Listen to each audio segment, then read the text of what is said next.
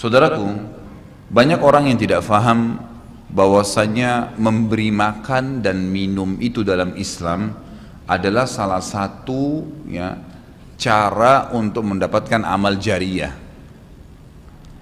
Jadi banyak orang memikirkan amal jariyah itu hanya membangun bangunan, hanya membagikan Al-Quran sehingga dihafal. Intinya fisikal, bentuk materi saja atau material ya. Lebih ke masjid, lebih ke bangunan, lebih ke jalan, lebih ke sumur gitu kan. Padahal sebenarnya ada hal-hal lain yang bisa menjadi penyebab amal jariyah, di antaranya makanan dan minuman. Jadi hadis Nabi SAW yang sahih riwayat Imam Ahmad, ini rahasianya di hadis ini. Kata Nabi SAW, "Ma wudi'a ta'amun illa wada'allahu fihi barakah." Tidak ada makanan atau minuman yang dihidangkan untuk orang lain kecuali Allah, atau dihidangkan buat diri sendiri juga masuk sebenarnya, kecuali Allah jadikan bagian dari makanan dan minuman itu berkah. Maksudnya berkah apa? Kata para ulama, dia akan berada di tubuh orang yang mengkonsumsinya selama dia masih hidup. Jadi begini, orang tua kita semua, Bapak Ibu sekalian, orang tua kita seperti saya, orang tua saya misalnya, pada saat saya ceramah di masjid ini, saya mendapatkan pahala karena menyampaikan agama Allah, insya Allah, bila diikuti dengan keikhlasan. Semoga Allah ikhlaskan niat kita. Orang tua saya panen pahala saya. Kenapa Bapak Ibu sekalian? Karena saya tumbuh dari ASI ibu saya, dan saya tumbuh dari nafkah ayah saya. Makanan, minuman yang saya makan selama ini sehingga membantu pertumbuhan badan saya menjadi besar, dan akhirnya saya bisa hidup, maka itu menjadi amal jariyah.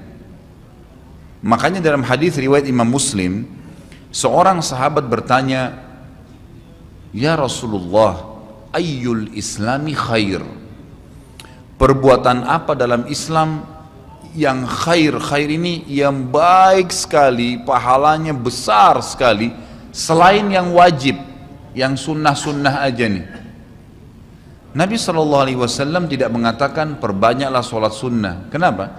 Sholat sunnah secara individual, puasa sunnah, zikir, ngaji, bukan. Karena orang ini mengatakan khair artinya yang banyak sekali pahalanya, banyak sekali manfaatnya, dan ringan, sunnah.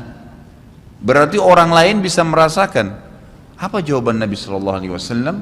Tut'imut ta'am wa tusallimu ala man ta'rif wa man lam ta'rif. Engkau memberikan makan dan minum kepada orang yang kau kenal atau kau tidak kenal, memberi makan umumnya, dan engkau menyebarkan salam kepada orang muslim yang kau kenal atau kau tidak kenal. Tapi saksi bahasan kita potongan awal hadis ini, di mana Nabi SAW menjadikan amal yang paling baik, besar pahalanya dalam Islam ternyata memberi makan dan minum orang lain. Kok bisa? Bukankah dalam secara akal kita, kalau kita makan dan minum kan habis gitu kan? Ternyata yang dibuang oleh tubuh itu yang tidak dibutuhkan saja. Yang jadi, mohon maaf, air seni kita, air kencing dan buang air besar jadi tinja, itu yang tidak dibutuhkan oleh tubuh, tapi yang dibutuhkan diambil, diserat gitu kan? Dia akan menjadi bagian daripada otot-otot, urat-urat yang memang membutuhkan pembaharuan, atau bahkan menjadi bagian daripada darah di tubuh kita, dan seterusnya. Tubuh kita terdiri dari 75% air, dan Allah SWT mengatakan dalam Al-Quran, "A'udzubillahi minasyaitonirrajim, wa ja'alna minal ma'i kulli syai' hayy." Kami jadikan dengan air itu segala sesuatu bisa hidup, dan memang seperti itu. Manusia bisa hidup dalam sebulan tidak makan, tapi manusia nggak bisa hidup kalau sebulan nggak minum. Bukan sebulan, seminggu nggak minum. Makanya para sahabat, beberapa riwayat menyebutkan seperti Abi Dzar radhiyallahu anhu, beliau mengatakan waktu beliau datang ke Mekah untuk mencari tahu berita tentang Nabi SAW, saking khawatirnya kalau beliau mengaku mau cari Nabi, karena semua orang yang datang dari luar Mekah mencari Nabi Muhammad SAW waktu zaman di Mekah itu digebukin atau dipukul. Dia dari suku Kifar, dia khawatir. Maka dia bilang, karena khawatir saya ditahu orang asing, saya juga kalau beli nanti retorika bahasa saya berbeda, maka saya minum air Zam-Zam. dan selama beberapa hari dia tinggal di Mekah itu 2 minggu cari Nabi SAW, 2 minggu minum Zamzam nggak makan apa-apa dan bisa gitu kan minum air. Beberapa sahabat juga dalam riwayat Bukhari menjelaskan mereka pernah tinggal di Mekah selama sebulan tidak minum kecuali air Zamzam, bisa hidup. Apalagi memang Zamzam punya kelebihan ya. Zamzam itu kata Nabi SAW adalah makanan dan minuman yang menyehatkan dan mengenyangkan. Tapi intinya air gitu kan, intinya air. Fungsi air banyak sekali, kan gitu. Tadi kalau kita masuk makanan dan minuman dulu, memberikan makan dan minum dalam Islam ini sangat besar pahalanya, sebagaimana saya jelaskan dan termasuk amal jariah. Di dalam Islam ada beberapa kegiatan yang kita disuruh untuk memberikan makan dan minum orang, seperti misalnya membuka puasakan orang lain dengan minum dan makan dan dijanjikan pahala yang besar. Man fattara sha'iman kana lahu mithlu ajri sha'imin min ghairi an yanqus min ajri sha'imin syai'a. Siapa yang membuka puasakan orang lain, maka dia akan dapat pahala orang itu tanpa dikurangi sedikit pun dari pahala orang yang buka puasa tadi. Dan Umar bin Khattab radhiyallahu anhu pernah memanen pahalanya satu kota Madinah di zaman khilafah beliau dengan air. Jadi zaman khilafah beliau di akhir hidupnya, atau maaf di akhir khilafahnya beliau sempat di akhir Ramadan juga, bukan di akhir khilafah, mohon maaf, di akhir Ramadan, dia salah satu tahun khilafahnya beliau sempat ingin membuka puasakan orang, sudah mau habis Ramadan, ingin dapat pahala. Waktu itu beliau jadi khalifah, jadi raja, diiklankanlah di Madinah, ya dia bilang pada pembantunya, gulamnya, tolong iklankan kalau saya akan buka puasakan orang, ingin cari pahala. Orang semua diiklanin, Amir Mu'minin bin Khattab mengundang buka puasa, orang-orang pada berbondong-bondong datang. Yang undang siapa? Raja.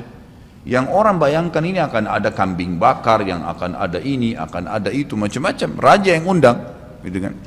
Ternyata Bapak Ibu sekalian, waktu sudah ngumpul semua jemaahnya, masyarakat depan rumah Umar menyuruh membagikan gelas-gelas yang zaman itu memang terbuat dari tanah liat. Kemudian dibagikan satu-satu dan disuruh antri di sumur, gitu kan. Karena memang mereka minumnya di sumur waktu itu, tidak ada sumber air yang lain, gitu kan. Mereka antri di sumur, lalu mereka ambil isi air masing-masing di sumur itu, antri kemudian sambil duduk. Setiap kali seseorang di antara mereka dituangkan air di gelasnya, mereka berkata, mungkin sebentar keluar kurmahnya, makanannya dan seterusnya. Begitu terdengar azan, kata Umar kepada pembantunya, sampaikan kepada seluruh muslimin, silakan berbuka puasa dengan air yang ada di tangan mereka. Maka dia pun mengatakan, silakan buka puasa, dan selesai segelas air ini, maka selesai buka puasanya Amir Mu'minin, gitu.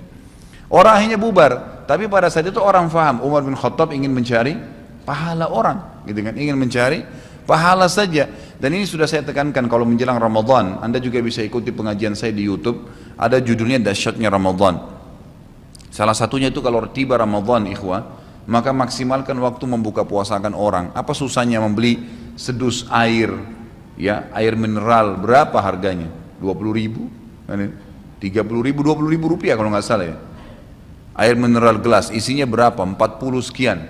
Baik, kalau kita bagiin di masjid, satu orang minum satu gelas, kita dapat 48 pahala orang buka puasa. Nah, itu luar biasa, hanya dengan 20.000 rupiah. Tapi anehnya banyak orang tidak mau amalkan, padahal itu termasuk selain amal jariah, dapat juga pahala buka puasakan orang lain.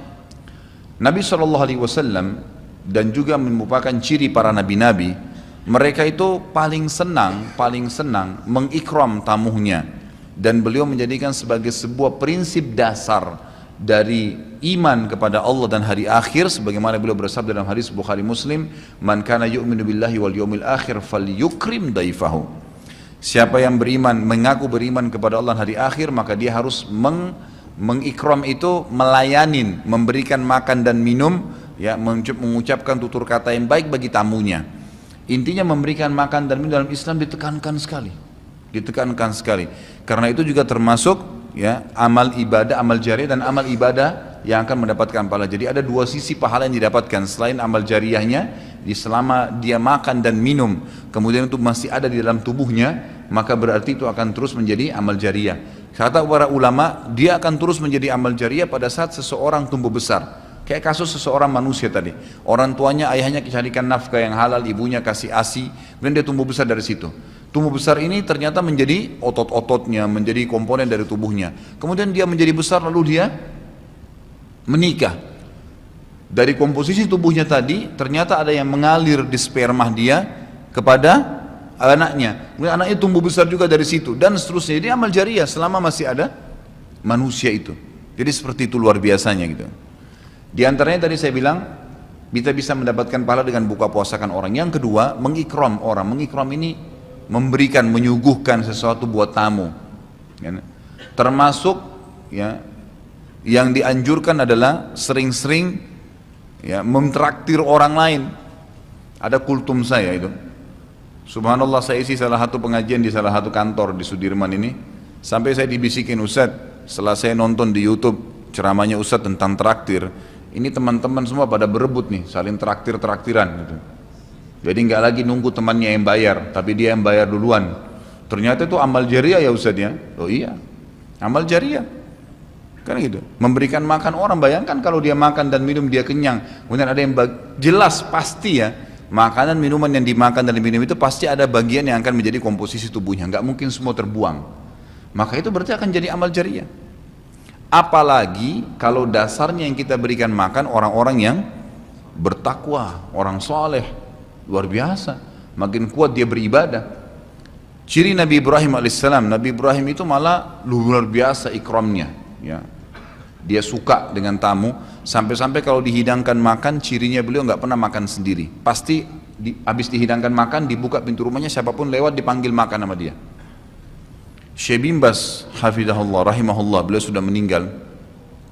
Salah satu muridnya menceritakan, beliau itu punya rumah, ya, rumahnya dia di belakang atau di samping rumahnya itu ada sebuah tempat yang kosong, pakai AC, ya dilapangkan seperti masjid inilah.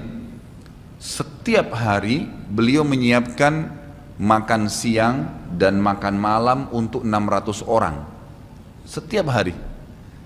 Siang itu untuk 600 orang, malam untuk 600 orang. Jadi 1200 orang yang makan setiap hari. Atau 1200 porsi lah ya. Kalau orang yang sama makan siang dan makan malam. Sampai-sampai beliau bukan mengundang ya, enggak diundang orang. Jadi awal-awalnya saja diiklanin. Jadi kalau sudah tiba waktu makan siang, yang lagi nyapu jalanan mampir, yang lagi lewat mampir, yang muridnya mampir, yang kerabatnya mampir, pokoknya mampir 600 orang. Siang malam, tiap hari sampai belum meninggal. Itu bagaimana mereka mengikramnya. Kadang-kadang kita subhanallah, makanan kita taruh di kulkas sampai rusak, nggak mau dibagi kepada orang. Pelitnya luar biasa. Kalau buahnya lagi berbuah dibungkus, nggak mau dibagi ke orang lain. Padahal sebenarnya rahasia untuk menambah berkah sesuatu benda, rezeki kita, itu diinfakkan dulu. Kata Nabi SAW di dalam hadis Bukhari, Allah SWT berfirman, ya ibna Adam, anfik alaik, wahai anak Adam, infak dulu baru saya infakkan kepadamu. Artinya baru saya berikan, bukakan rezeki itu.